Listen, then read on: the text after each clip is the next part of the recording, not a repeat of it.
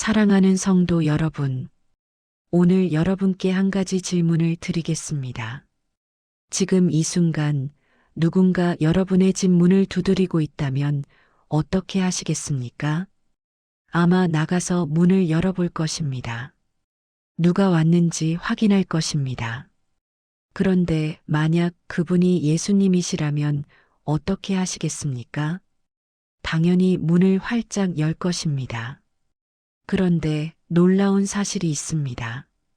예수님께서 지금 이 순간에도 여러분의 마음 문을 두드리고 계십니다. 요한계시록 3장 20절 말씀입니다.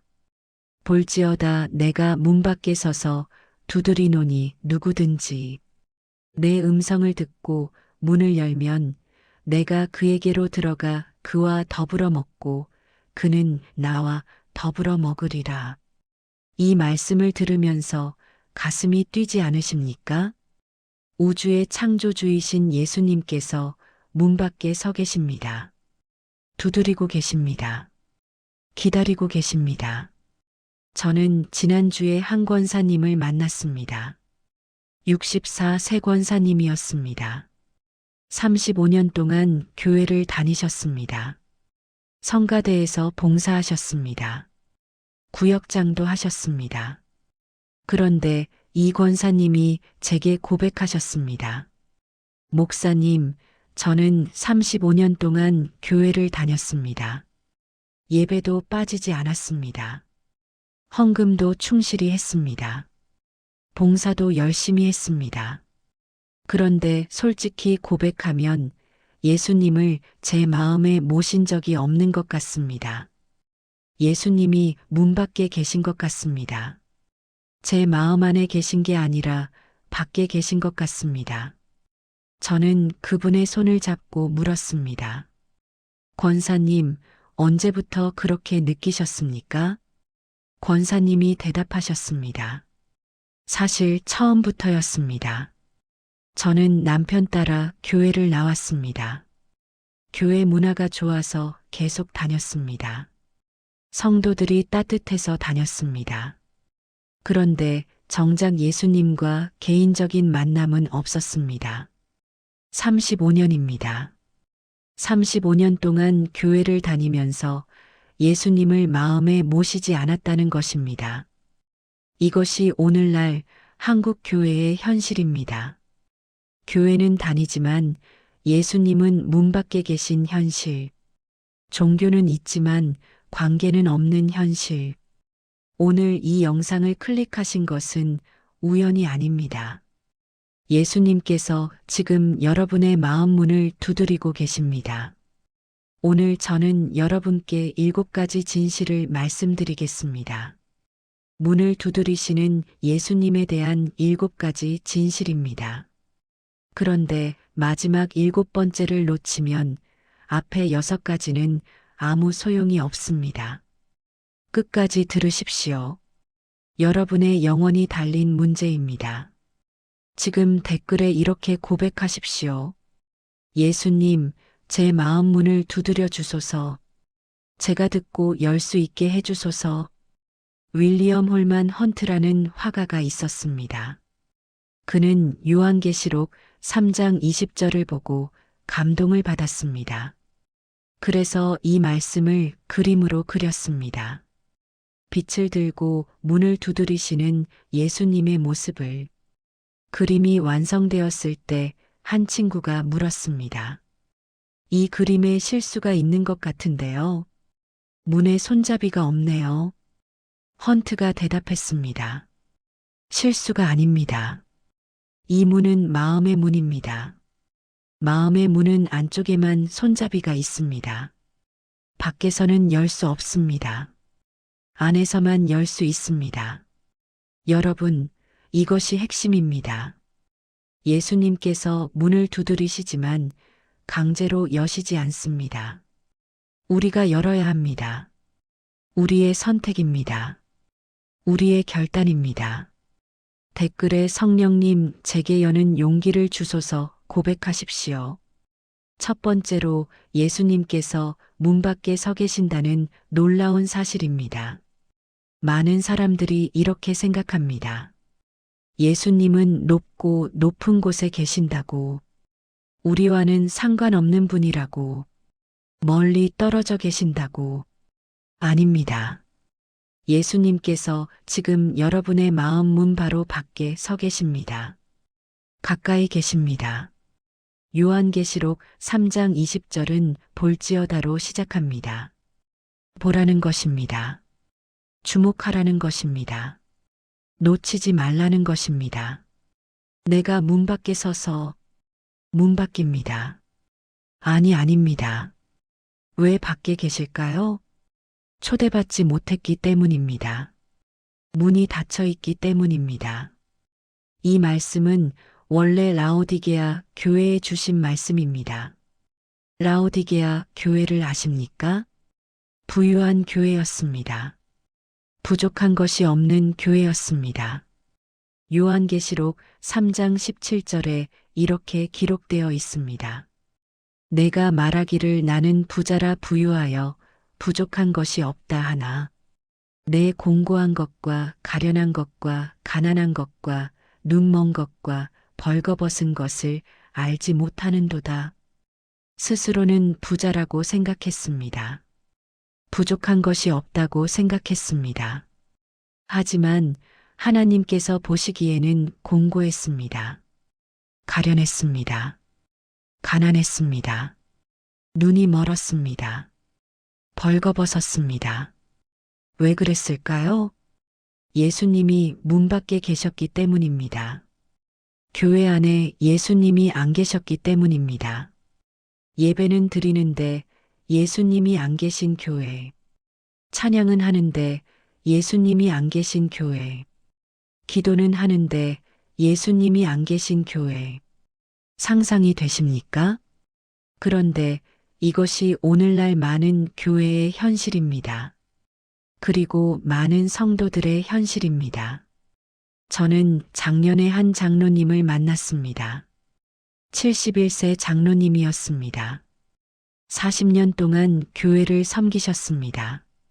건축 헌금도 가장 많이 하셨습니다. 장로회 회장도 하셨습니다.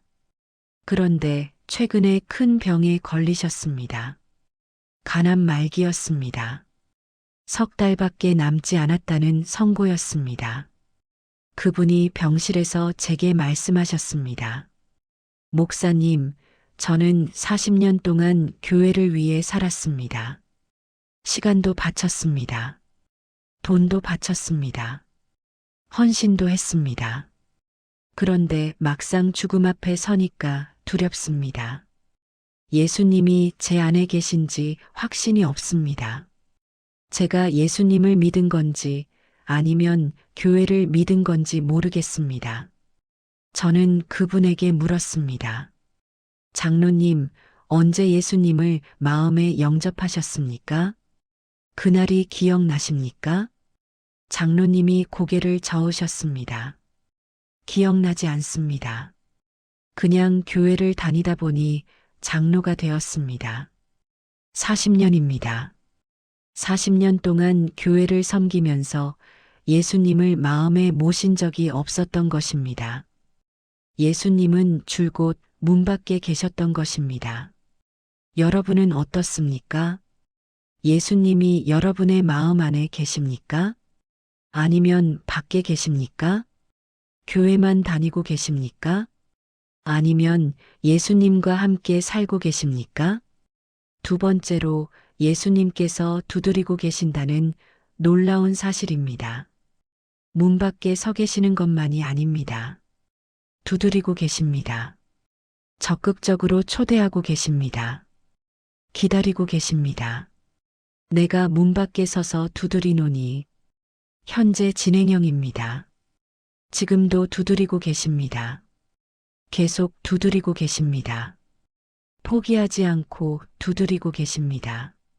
아가서 5장 2절과 3절에 이런 장면이 나옵니다.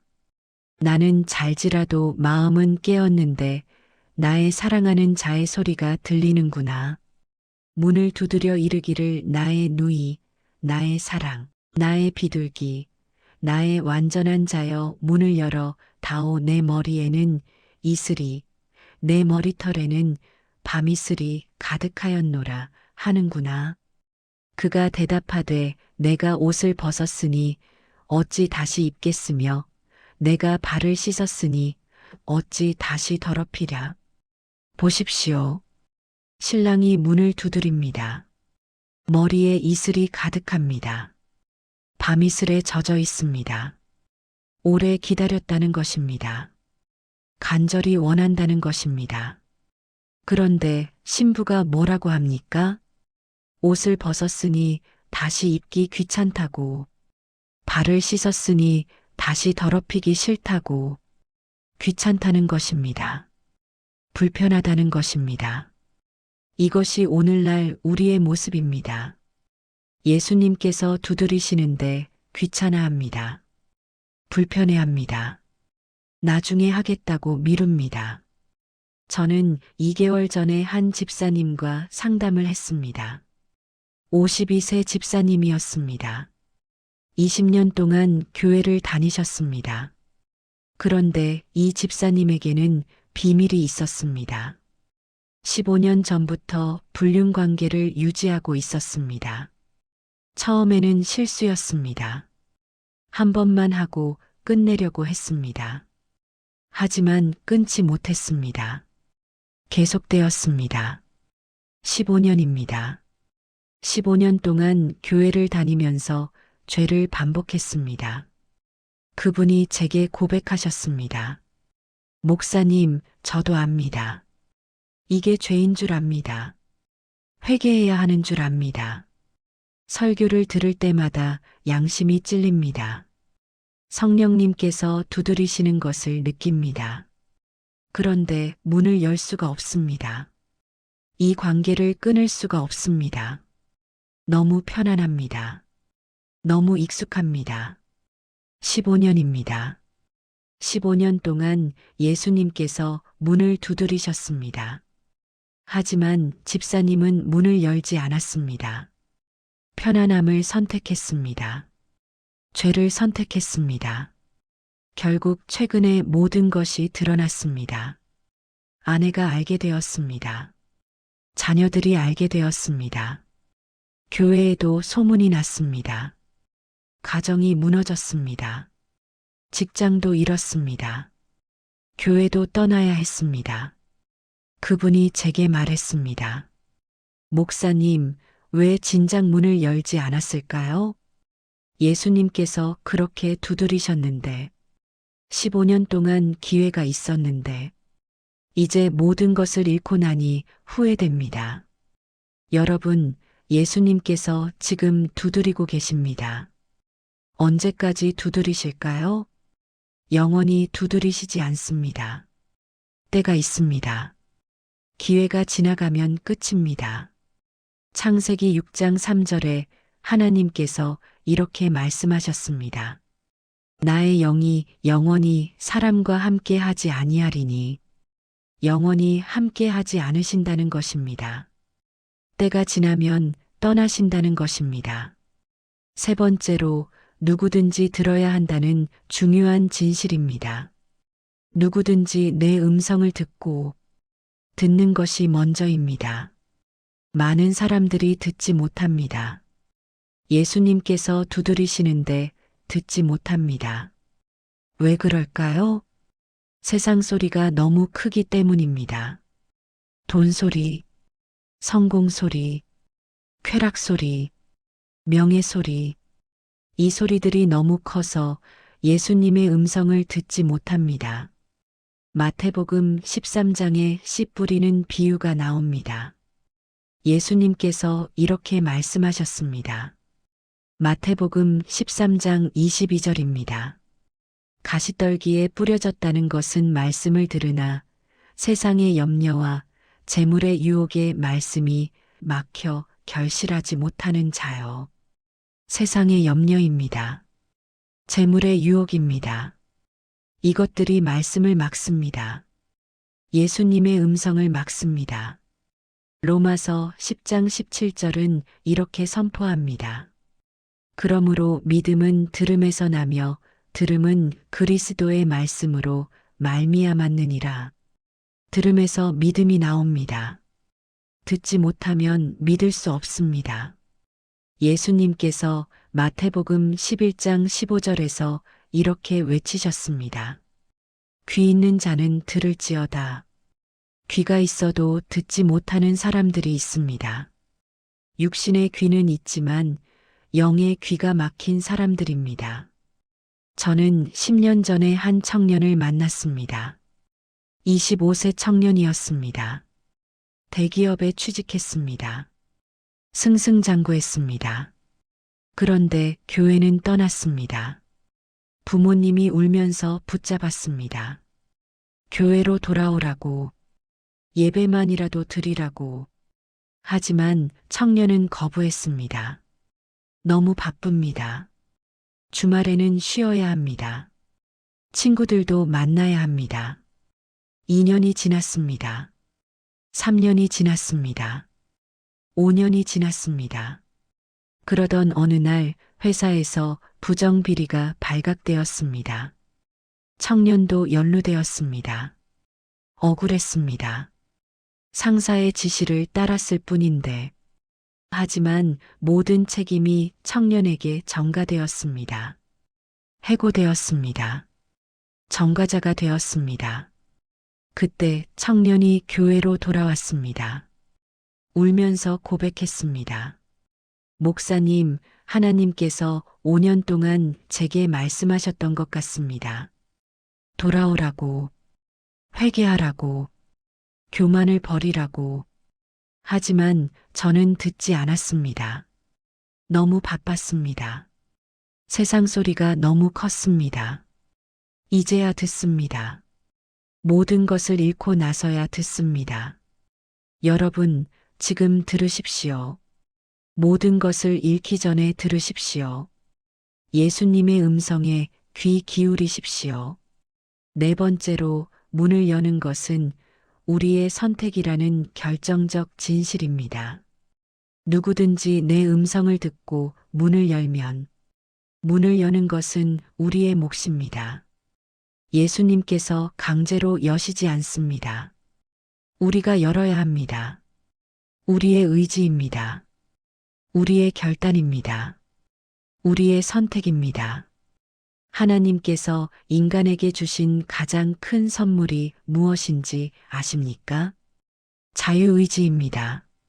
선택할 수 있는 능력입니다.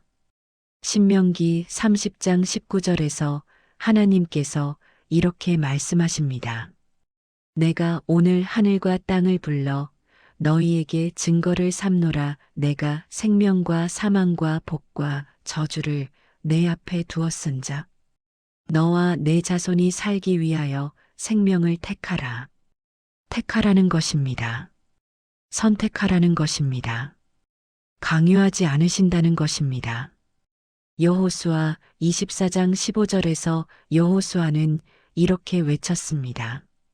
만일 여호와를 섬기는 것이 너희에게 좋지 않게 보이거든 너희 조상들이 강 저쪽에서 섬기던 신들이든지 또는 너희가 거주하는 땅에 있는 아모리 족속의 신들이든지 너희가 섬길 자를 오늘 택하라. 오직 나와 내 집은 여호와를 섬기겠노라. 오늘 택하라. 지금 선택하라. 더 이상 미루지 말라. 저는 5년 전에 한 부부를 만났습니다. 남편은 58세, 아내는 55세였습니다. 남편은 집사였습니다. 25년 동안 교회를 다녔습니다. 하지만 아내는 불신자였습니다. 남편이 아무리 권해도 교회를 오지 않았습니다.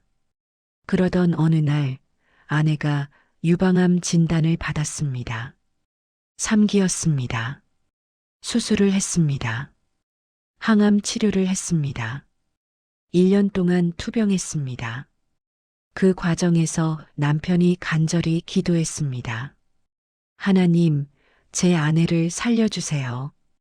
교회로 인도해 주세요. 예수님을 믿게 해주세요. 하지만 아내는 끝까지 거부했습니다. 병원에서 목사님이 신방 왔을 때도 거부했습니다. 신자들이 기도하려 할 때도 거부했습니다. 필요 없다고, 제 힘으로 이겨내겠다고. 결국 아내는 돌아가셨습니다. 장례식장에서 남편이 무너졌습니다. 하나님, 왜 제 아내에게 기회를 주지 않으셨습니까? 아니었습니다. 기회는 있었습니다. 25년의 기회가 있었습니다. 남편의 신앙생활을 보는 기회, 교회 성도들의 사랑을 경험하는 기회, 설교를 들을 수 있는 기회, 병중에도 기회가 있었습니다. 하지만 아내는 선택하지 않았습니다. 문을 열지 않았습니다. 끝까지 거부했습니다. 여러분, 기회가 영원하지 않습니다. 지금 선택하십시오. 지금 문을 여십시오. 5번째로 예수님께서 들어가시겠다는 약속입니다. 내가 그에게로 들어가 문을 열면 들어가신다는 약속입니다. 망설이지 않으신다는 약속입니다. 즉시 들어오신다는 약속입니다.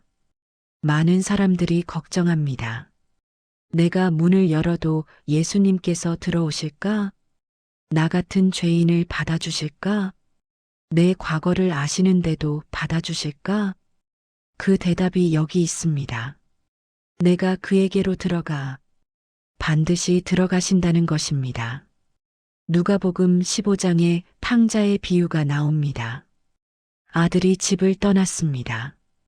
재산을 다 탕진했습니다. 되지치는 신세가 되었습니다.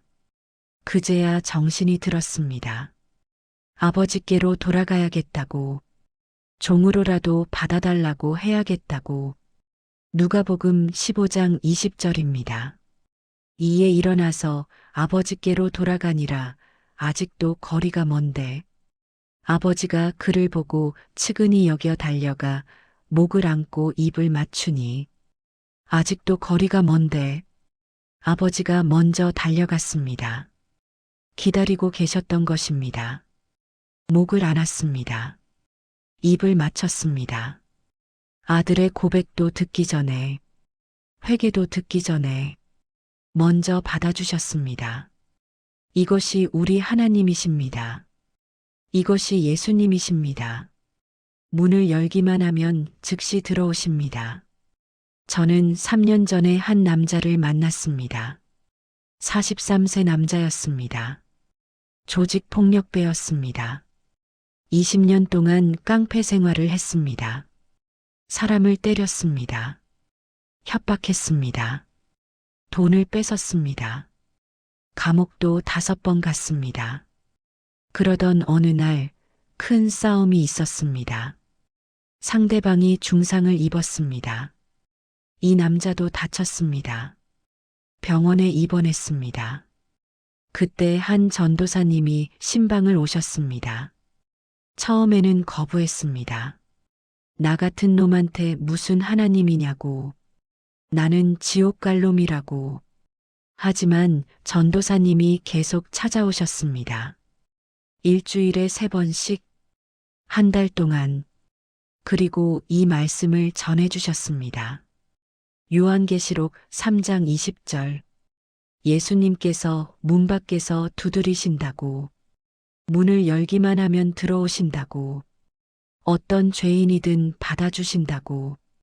그날 밤 이 남자가 울었습니다. 20년 만에 처음 우는 눈물이었습니다. 그리고 기도했습니다. 예수님, 저 같은 놈도 받아주십니까? 20년 동안 악한 짓만 했는데도요? 지금이라도 늦지 않았습니까? 그날 밤 예수님께서 그의 마음에 들어오셨습니다. 완전히 변화되었습니다. 지금은 출소해서 청소년 선도 사역을 하고 있습니다. 자기처럼 방황하는 청소년들을 돕고 있습니다. 여러분, 너무 늦었다고 생각하지 마십시오. 너무 더럽다고 생각하지 마십시오. 문을 열기만 하면 예수님께서 들어오십니다. 반드시 들어오십니다. 여섯 번째로 함께 먹는 친밀한 교제의 약속입니다. 내가 그에게로 들어가 그와 더불어 먹고 그는 나와 더불어 먹으리라. 함께 먹는다는 것입니다. 식사를 나눈다는 것입니다. 이것이 무슨 의미입니까? 친밀한 관계를 의미합니다. 깊은 교제를 의미합니다. 함께하는 삶을 의미합니다. 성경에서 함께 먹는 것은 특별한 의미가 있습니다. 계약을 의미합니다. 사랑을 의미합니다. 하나됨을 의미합니다. 예수님께서 부활하신 후에 무엇을 하셨습니까?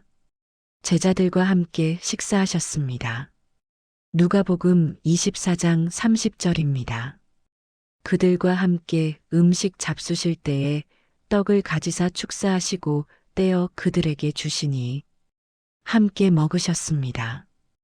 요한복음 21장에서도 부활하신 예수님께서 제자들과 아침을 함께 잡수셨습니다.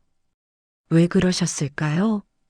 친밀감을 회복하시려고, 관계를 회복하시려고, 사랑을 확인시켜 주시려고, 많은 사람들이 예수님을 멀리 계신 분으로 생각합니다.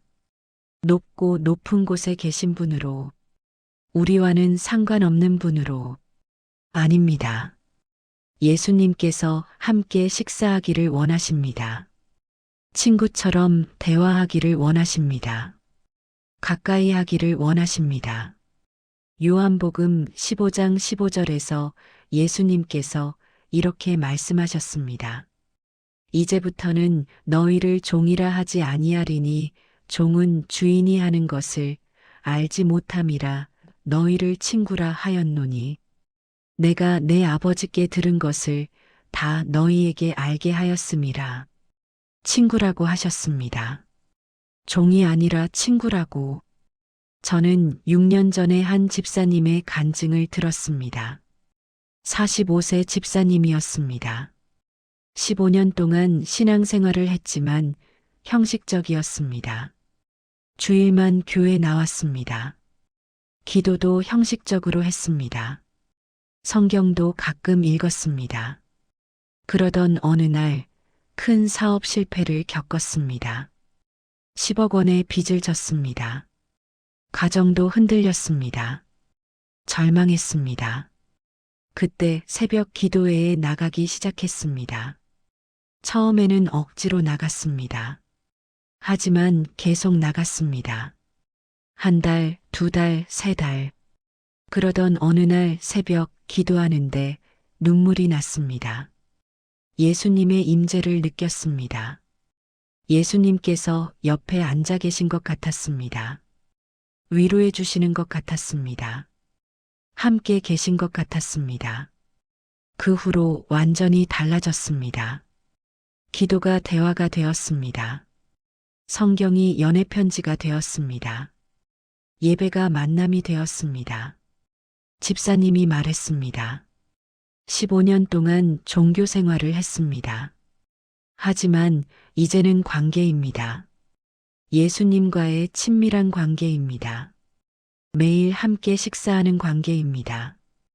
여러분, 예수님께서 여러분과 함께 식사하기를 원하십니다. 친밀한 교제를 원하십니다. 문을 여십시오. 그러면 들어오셔서 함께 하십니다. 잠깐 여기서 중요한 포인트가 있습니다. 잠깐 멈추겠습니다. 여러분에게 중요한 경고를 드려야 합니다. 많은 사람들이 이렇게 생각합니다. 나중에 문을 열면 돼. 지금은 좀 더 세상을 즐기고 싶어. 은퇴하고 나서 열면 돼. 여유 생기면 열면 돼. 아닙니다. 이것이 사탄의 거짓말입니다. 여러분을 멸망시키는 전략입니다. 아가서 5장을 다시 보십시오. 신랑이 문을 두드립니다. 신부가 귀찮아합니다. 나중에 열겠다고 합니다. 아가서 5장 6절입니다. 내가 나의 사랑하는 자를 위하여 문을 열었으나 그가 벌써 물러갔네. 그가 말할 때에 내 혼이 나갔구나. 내가 그를 찾아도 못 만났고 불러도 대답이 없었노라. 문을 열었을 때는 이미 떠나셨습니다. 너무 늦었습니다. 기회가 지나갔습니다. 사무엘상 3장을 보십시오. 제사장 엘리의 이야기입니다. 그의 아들들이 악을 행했습니다. 하나님을 욕되게 했습니다. 하나님께서 엘리에게 경고하셨습니다. 한 번, 두 번, 세 번. 하지만 엘리가 제대로 조치하지 않았습니다. 미루고 미루었습니다. 나중에 하겠다고 했습니다. 결국 사무엘상 3장 14절에 하나님께서 이렇게 선언하셨습니다. 그러므로 내가 엘리의 집에 대하여 맹세하기를 엘리의 집 죄악은 제물로나 예물로나 영원히 속죄함을 받지 못하리라 하였노라. 영원히 속죄받지 못한다는 것입니다. 기회가 끝났다는 것입니다. 대조적으로 사무엘을 보십시오. 사무엘상 3장 10절입니다. 여호와께서 또 임하여 서서 전과 같이 사무엘아 사무엘아 부르시는지라 사무엘이 이르되 말씀하옵소서 주의 종이 듣겠나이다 하니 즉시 응답했습니다. 말씀하옵소서 듣겠습니다. 지금 순종하겠습니다. 그래서 하나님께서 사무엘을 크게 쓰셨습니다. 여러분은 엘리가 되겠습니까? 사무엘이 되겠습니까? 계속 미루다가 기회를 잃겠습니까? 아니면 지금 즉시 순종하겠습니까? 선택은 여러분의 것입니다. 하지만 내일이 아닙니다. 지금입니다. 이 순간입니다. 더 이상 미루지 마십시오. 지금 당장 문을 여십시오. 지금 당장 응답하십시오. 7번째로 그리고 가장 중요한 것은 지금 문을 열어야 한다는 것입니다. 앞에 6가지를 다 알아도 이것을 모르면 소용없습니다. 예수님께서 문 밖에 계신다는 것을 아는 것만으로는 부족합니다. 두드리신다는 것을 아는 것만으로는 부족합니다.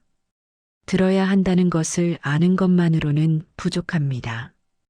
우리가 열어야 한다는 것을 아는 것만으로는 부족합니다.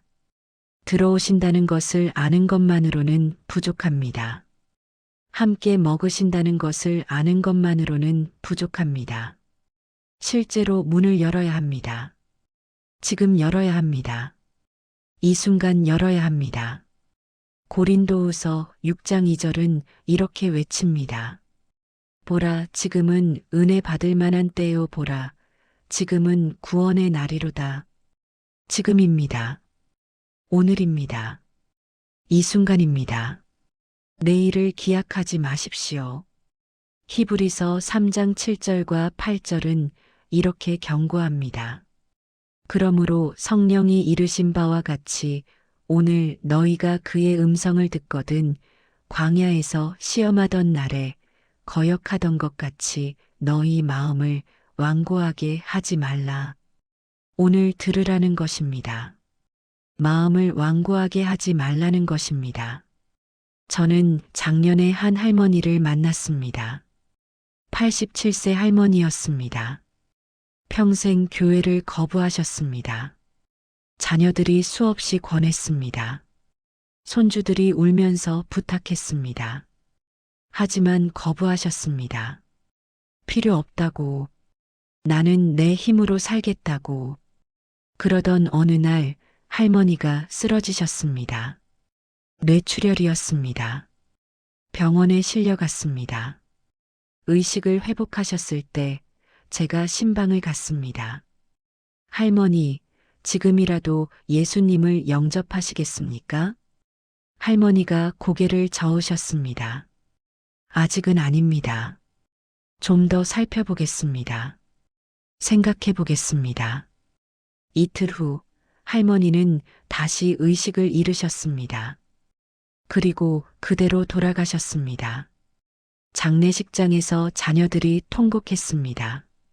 엄마, 왜 그때 영접하지 않으셨어요? 이틀만 기다리면 안 됐어요? 하지만 이미 늦었습니다. 기회가 지나갔습니다. 여러분, 지금이 그때입니다. 더 이상 미루지 마십시오. 오늘이 마지막일 수도 있습니다. 누가복음 12장 20절에서 예수님께서 이렇게 말씀하셨습니다.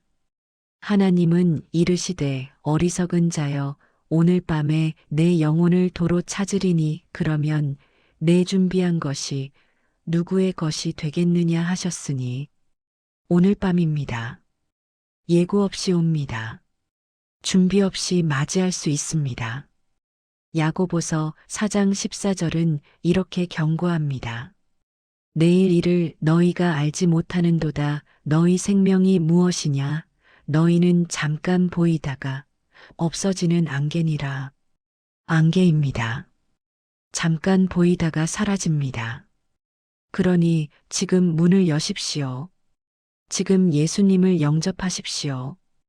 이제 지금까지 말씀드린 내용을 생활에 어떻게 적용할 수 있을까요? 먼저 가정에서입니다. 매일 아침 일어나서 기도하십시오. 예수님, 오늘도 제 마음에 거하소서. 오늘도 제 삶의 주인 되소서. 가족과 함께 예배드리십시오. 함께 성경 읽으십시오. 함께 기도하십시오. 자녀들에게 가르치십시오. 예수님께서 두드리실 때 즉시 문을 열라고, 미루지 말라고. 잠언 22장 6절은 이렇게 말합니다.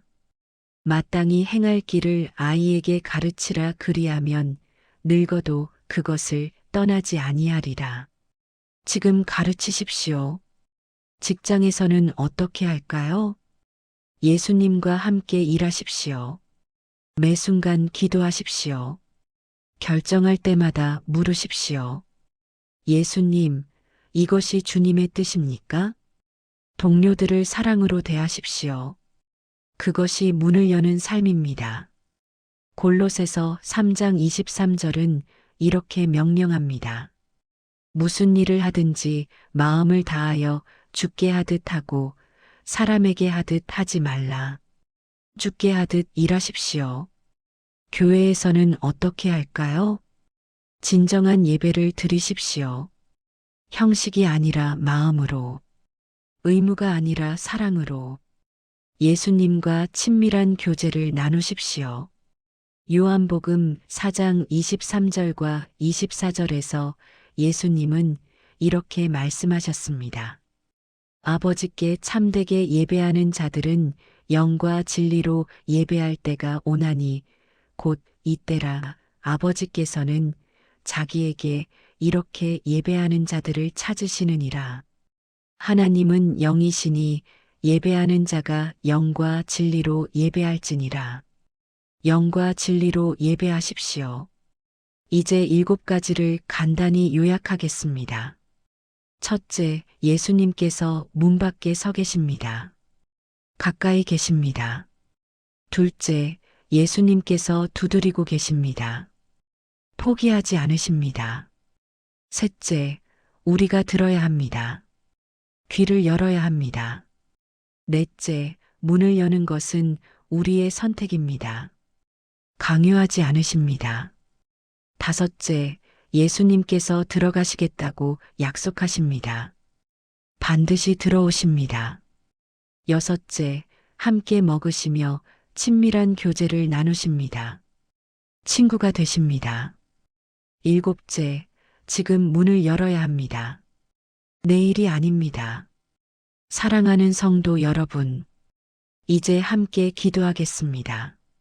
눈을 감으셔도 좋고 소리내어 따라하셔도 좋습니다. 한 문장씩 천천히 따라하십시오. 하나님 아버지, 오늘 이 말씀을 듣게 하심을 감사합니다. 예수님께서 제 마음 문을 두드리신다는 진리를 깨닫게 하심을 감사합니다.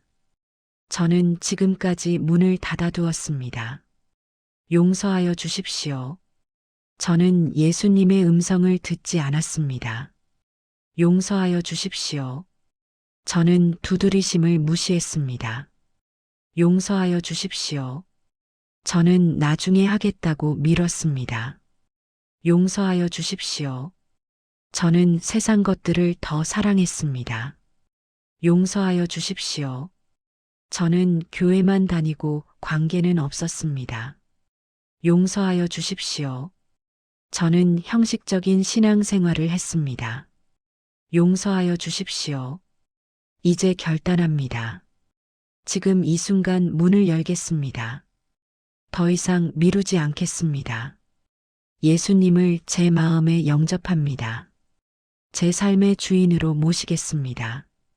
친밀한 교제를 나누겠습니다. 매일 함께 먹겠습니다. 매일 함께 살겠습니다. 남은 인생 오직 주님만 섬기겠습니다. 예수님의 이름으로 기도합니다. 아멘. 이 기도를 따라하셨다면 이제 선포하십시오. 나는 더 이상 문을 닫아두지 않습니다. 나는 예수님의 음성을 듣습니다. 나는 즉시 응답합니다.